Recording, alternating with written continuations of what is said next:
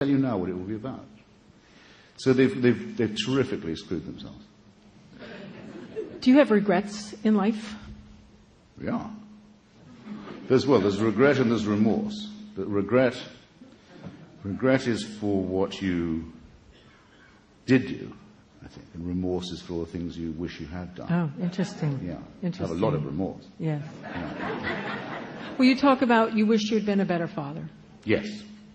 Maybe when your kids were younger? Yes, I wasn't. I was abnormally not good as a man. When babies are small, I don't seem to be able to read them very well.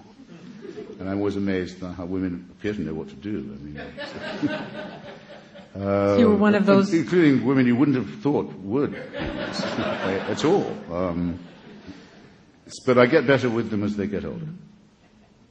There was a picture of you in the New York Times this past Sunday at a soiree in Washington with Ayaan Hirsi Ali and David Frum and Michael Oren, I forget. And there in the drawing of all of you having this party is you looking rather sloshed, pouring liquor into a glass. And I think it's sort of followed you around that you're either a lush that's or... That's the standard cartoon, yeah. Exactly. I mean, how... There's nothing I can do about that. No. If I was a cartoonist for the New York Times style section, Sunday style section, I would have thought I might come up with something a bit more original. But it is exactly that. It's a cartoon. It's a cliche. I can't do anything to you. It's like being believed to be a spy or a closet gay or something. You can't shake it. So you can try and live up to it. Or you can just patiently go on doing your stuff and showing up everywhere on time and producing work and so on. And ask people to ask themselves, well, could he do that if he was a hopeless slouch? But no, that's a question that bores me, I have to say. Uh-oh. No, it's not your fault. You have to do it. You do have some advice for drinking, and then I would love to take some questions. You say, don't drink on an empty stomach. Don't drink if you have the blues. Drink when you're in a good mood. Cheap booze is a false economy. Mm-hmm. Avoid all narcotics. Be careful about grading too far to a single malt scotch. And then my favorite line is, it's much worse to see a woman drunk than a man. I don't quite know why this is true, but it just is. Don't ever be responsible for it. Mm-hmm. So, you know, like... There's nothing problematic there. No. So there will be people with microphones wandering around. So if you have a question, go to the microphone, or I guess the microphone will go to you. And if you can just wait a moment to get the microphone in place. And looks like there's a hand raised back there. So we can at least make sure you're on mic. Yes. Mr. Hitchens, I'm a big admirer of yours. More to the point of the ideas that you've come to represent. Question is, I heard you once on a television program say that you were interested in making a documentary about religion, similar to Bill Maher's. In your words, the only difference is yours would be funny. I'm curious if there's been momentum there.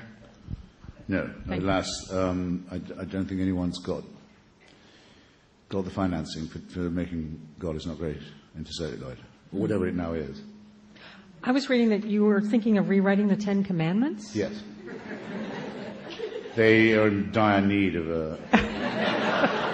Can you give us one? A re-chiseling. Can we give us one? Well, yeah. The first three aren't moral at all. They are all saying respect the boss and be terrified of him. These are not ethical statements of any kind at all. Then there are things that are in there that shouldn't be. Then there are thought crimes, such as don't covet your neighbor's goods. It's not something you do. It's something you thought about it. We got you. So we're going to get rid of that one. And why make people who are programmed to be covetous if that's going to be a deadly sin? I mean, you might have not programmed them like that. Also, whether you take a left or a right position on property and related matters, if you're a conservative, then the urge to emulation, the spur to emulation, is often the wish to have what other people have. Right. Envy. And if you're for redistribution, the same can be said. And say, why have I got nothing? And all these guys are waddling around as if they were standing around with tubers in their hands the day it rained gold. So to forbid people to think about or discuss is ridiculous. Then there's no condemnation of genocide or slavery or racism or cruelty to children. There's only the recommendation to be polite to your parents. And the reason for those things not being prohibited is because a few chapters on in the same book, genocide, racism, and enslavement are about to be very strongly recommended. So it really needs work. And then there's the much more important question of the word commandment in the first place. I mean, moral conclusions are not reached by edicts. Moral reasoning doesn't proceed by order. You can't get people to come to ethical conclusions by demanding things of them. It takes a long time to evolve a moral law or a moral code. It can't be done by dictatorship. So radically flawed. Interesting. Yes, a question over there, sir. We'll get the microphone to you. Yes, I wonder, given your Jewish roots and your antipathy towards Saddam Hussein, have you visited the state of Israel and had a chance to discuss democracy over there? I have a long chapter about going both to the ancestral part of Poland-Germany border, where Helen Thomas thinks we should all now go, from which my mother's family originated. And then I've made many trips to Israel since starting in the early 70s, not long after the occupation began, in fact. And I wrote a book with WHYY, the late Professor WHYY, about human rights of the Palestinians and so forth. And I've never been able to fully persuade myself that Zionism is the answer to the problem of Jewish security. I understand how the argument goes, but I've had very grave reservations that having a messianic state in the Eastern Mediterranean is going to end the insecurity of the Jewish people. I say in my book, I quote Leo Strauss, that the point of being Jewish is that it proves the absence of redemption. There is no salvation. Don't worry, there's no salvation for anyone else either. But there's no redemption, and the example and experience of the Jewish people is the proof of that. Yes, sir. Right there on the end. The aisle, yes. Hi.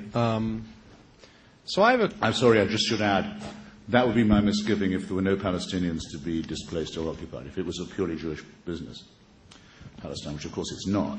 But I would be critical of it as a messianic scheme, even if it didn't have any non-Jewish victims. Yes, sir. Just to be clear. I have a question about, I know that very... Are you ready? Yeah, oh yeah. Okay, I'm trying to collect my thoughts. Yeah, so I I am know ready. the feeling. Okay, so it's kind of a constitutional question. I know that you're a person who idolizes Jefferson, or at least likes the guy.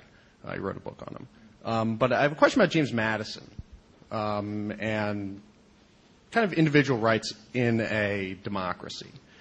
And I know you're in favor of banning burqas, but I know that you're also kind of a radical free speech person. And so I wonder, there's kind of like a friction here I see between the rights of self-expression and individual rights, and also the rights of I guess the public to vote on whatever we think is tasteful or appropriate or whatever. Okay. And I guess there's a good Niall Ferguson quote, which was, in many ways I'm a Marxist, but I'm for the bourgeoisie. I think that's kind of a James Madison-y sentiment, and several of our founding fathers. Well, you know what? Let's take that question and see what Christopher Hitchens has to say. I just like the way that the discussion about the burqa and other forms of veiling and enveloping of females is always referred to as a ban, especially as it's been applied or proposed in France. It's not a ban, it's the lifting of a ban. It's the lifting of a ban on the right of women to choose what they can wear. The existing state of affairs The existing state of affairs is a ban by the male members of a religious cult